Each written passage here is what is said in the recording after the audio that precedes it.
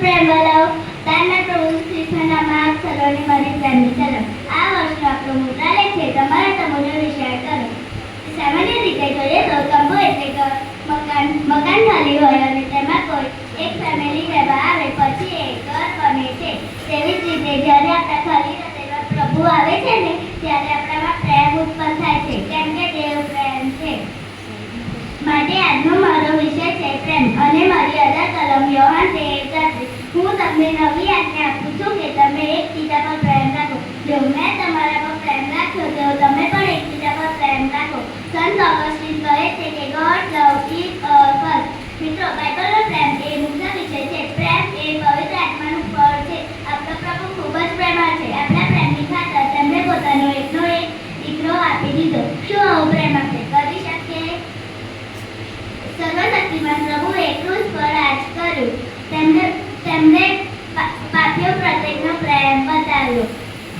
એક હોસ્પિટલમાં 27 વર્ષની સ્ત્રીને હાડકાના કેન્સર થવાથી હોસ્પિટલમાં દાખલ કરવામાં આવી હતી. ડોક્ટરે કીધું કે કોઈ બીજાના હાડકામાંથી મજ્જા લઈને આ સ્ત્રીના હાડકામાં નાખવામાં આવે તો જ આ સ્ત્રી બચી શકે. ડોક્ટરે બહુ જ કોશિશ કરી પણ તોય સ્ત્રીનું મજ્જા કોઈની સાથે મેચ ના કર્યું.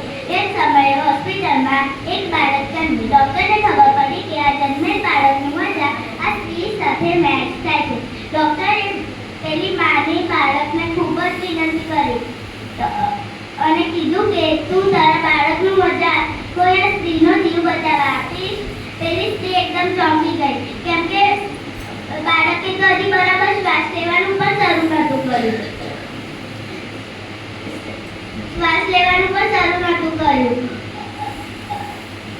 છેલ્લી પેલી માએ કીધું કે તમે મારા બાળકનું મજા કોઈનો સ્ત્રી બચાવવા લઈ લો. ડોક્ટરે બાળકનો મજા લઈને પેલી સ્ત્રીના હાડકામાં નાખ્યું અને પેલી સ્ત્રી બચી ગઈ. પેલી સ્ત્રીએ બહુ જ પ્રાર્થના કરી કે મારા બાળકના મજા દ્વારા કોઈનો પણ જીવ બચી જવો જોઈએ. આ છે એકબીજા પ્રત્યેનો પ્રેમ. રોમન 5:6 કહે છે કે જ્યારે આપણે પાપી હતા ત્યારે પ્રભુ આપણા માટે મરી ગયા. તેમણે પાપીઓ પ્રત્યેનો પ્રેમ બતાવ્યો.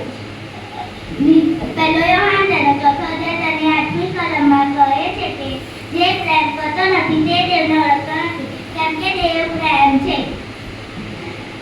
હવે પ્રશ્ન એ થાય કે આપણે એકબીજાને પ્રેમ કેવી રીતે કરીએ? બાઇબલ આપણને કહે છે કે નીતિવચન 17:17 પ્રમાણે આપણે એકબીજાને મિત્ર બનીને પ્રેમ કરીએ. કોલોસી 3:13 પ્રમાણે આપણે માફી આપીને એકબીજાને પ્રેમ કરીએ. જેમ ઈશ્વરે આપણને માફી આપી તેમ આપણે પણ એકબીજાને માફી આપીએ. પહેલો યોહાન 13:15 કલમમાં કહે છે કે પાઉલ પ્રેરિતના હૃદયમાં ઊંડો પ્રેમ હતો. God's love is a kind of love. પ્રેમ શ્રેષ્ઠ છે. પ્રેમ વિશ્વાસને વધારે છે. God stands everything. God